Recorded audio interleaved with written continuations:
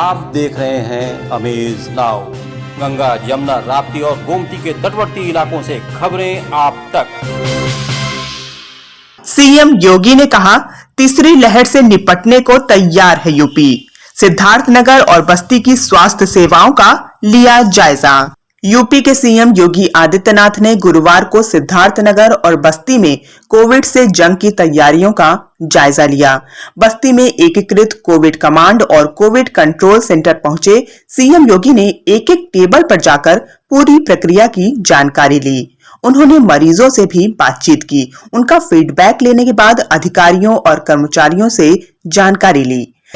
निरंतर डॉक्टर बातचीत करते हैं उन लोगों जी सर, फोन नंबर उनके पास भी है, हम लोग भी जानते हैं, सबसे बात होती है। डॉक्टर बातचीत करते हैं, उनका ऑक्सीमीटर। सीएम योगी गुरुवार सुबह 10:30 बजे सिद्धार्थनगर पुलिस लाइन पहुंचे। उन्होंने कलेक्ट्रेट स्थित इंटीग्रेटेड कोविड-19 कंट्रोल कमांड सेंटर का निरीक्षण किया। मुख्यमंत्री ने कलेक्ट्रेट में सिद्धार्थनगर के अधिकारियों और जनप्रतिनिधियों के साथ बैठक कर कोरोना की तीसरी लहर की तैयारियों की समीक्षा की। पॉजिटिव केस तो तब आएगा, पहले तो जब आप जांच करेंगे ना, घर घर जाकर के पूछेंगे कि भाई किसी को बुखार, सर्दी, जुकाम, खांसी, तो ये जांच करते हैं। जी सर, ये किया जाता है। और दवा सर, दवा भी जो है लक्षण युक्त मिलते हैं तो उन्हें जो आप लोग देते हैं। जी सर। कितने लोगों को यहाँ दवा दी गाँव में? सर इस समय जो है 10 लोगों को दी गई। 10 लोगों को दिए। कोई कोरोना पॉजिटिव कोई आया? किसी की जांच हुई इसके बाद उनकी? नहीं सर, उसमें तो नहीं पॉजिटिव आया। कोई नहीं आया। उन्होंने सिद्धार्थनगर के जोगिया गांव के प्राथमिक विद्यालय पहुंचकर निगरानी समिति के लोगों के साथ मुलाकात की। उन्होंने सामुदायिक स्वास्थ्य केंद्र जोगिया का भी निरीक्षण किया।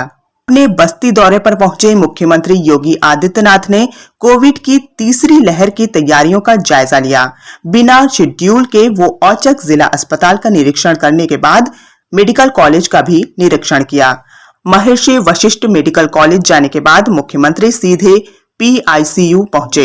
यहां पर 3 वार्ड में लगे 5-5 बेड को देखने के बाद बाल रोग विशेषज्ञ डॉक्टर अलका शुक्ला से बेड की जानकारी ली। डॉक्टर अलका शुक्ला ने बताया कि 25 बेड हैं, तो मुख्यमंत्री ने बेड की संख्या को बढ़ाकर 50 करने का निर्देश दिया। हमने इसी दौरान थर्ड वेव की भी तैयारी प्रारंभ की है। ये थर्ड वेव 2 प्रकार से हमारे लिए चुनौतीपूर्ण होगा। एक तो बच्चों के लिए, जिससे जो आशंका व्यक्त की जा रही है कि बच्चों की जिससे खतरनाक हो सकता है, और दूसरा हमें यहाँ पर और भी अलर्ट रहना है, क्योंकि इंसेफ्लाइटिस, मलेरिया, डेंगू और तमाम अन्य बीमारियों की जिससे उत्तर प्रदेश का गोरखपुर और बस्ती कमिश्नरी काफी संवेदनशील है। यद्यपि कोरोना के साथ साथ इंसेफ्लाइटिस के लिए लड़ना ये अपने आप में चुनौतीपूर्ण होगा, लेकिन हम लोगों ने इंसेफ्लाइटिस के खिलाफ एक अच्छी लड़ाई यहाँ पर पिछले 4 वर्षों के दौरान लड़ी है।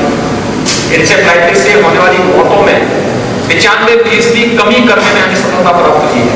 इसके लिए हमें डिस्ट्रिक्ट हॉस्पिटल में पीको बनाना पड़ा था, कुछ CSC में मिनी पीको बनाने पड़े थे। हम लोगों को जेई वैक्सीनेशन का बृहद अभियान चलाना पड़ा था। प्रशिक्षण के बृहद अभियान को हम लोगों ने आगे बढ़ाया था। हम लोग थर्ड वेव के साथ साथ इंसेफ्लाइटिस पर भी प्रभावी अंकुश लगाने के लिए पूरी तरह प्रतिबद्ध होकर के पूरी टीम पूरी मजबूती के साथ कार्य कर रही है। वैक्सीनेशन का एक कार्यक्रम अत्यंत महत्वपूर्ण है और हम लोगों ने सफलतापूर्वक इस कार्यक्रम को अब तक आगे बढ़ाया है।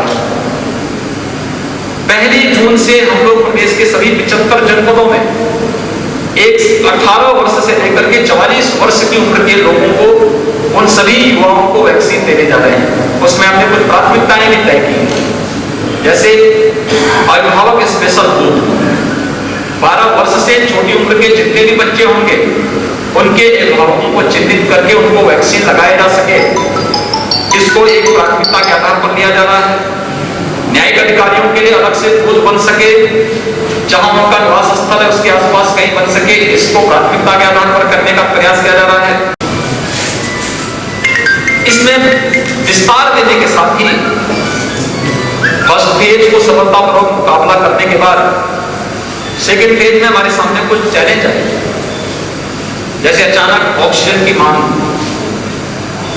हर जनपद ऑक्सीजन में आत्मनिर्भर हो सके, इस पर पूरा प्रयास किया जा रहा है। हर एक जनपद में ऑक्सीजन प्लांट लगाए जा रहे हैं भारत सरकार के सहयोग से, राज्य सरकार के स्तर पर SDRF से, अन्य यानी CSR से भी पूरा प्रयास किया जा रहा है कि हर एक जनपद में व्यापक पैमाने पर यह ऑक्सीजन प्लांट स्थापित हो सके। और इसको लेकर के पूरी ताकत के साथ हर जनपद में नोडल अधिकारी तैनात किए गए हैं। ऑक्सीजन प्लांट लगने प्रारंभ हो चुके हैं, जिससे आने वाले समय में हर एक जनपद ऑक्सीजन आपूर्ति में आत्मनिर्भरता के लक्ष्य को प्राप्त कर सके।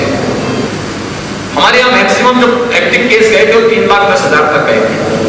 आज उनकी संख्या घटकर के मात्र 58,000 रह गई। प्रदेश के अंदर 24 अप्रैल को जो पॉजिटिव केस आए थे 38,000 से अधिक आए थे। आज घटकर के पिछले 24 घंटे के दौरान उत्तर प्रदेश के अंदर मात्र 3,200 पॉजिटिव केस आए हैं। यानी हमने पॉजिटिविटी कम की है और रिकवरी को 95% से अधिक बढ़ाया है। इसके लिए हम लोगों ने निगरानी और मोहल्ला समितियों को सक्रिय किया। निगरानी और मोहल्ला समिति गांव-गांव में जाकर के, मोहल्लों में जाकर के घर-घर स्क्रीनिंग का करने का काम, हर लक्षण युक्त व्यक्ति को मेडिसिन किट उपलब्ध करवाने का काम। अगले 24 घंटे के अंदर RRT की टीम उनका टेस्ट कर लेती है।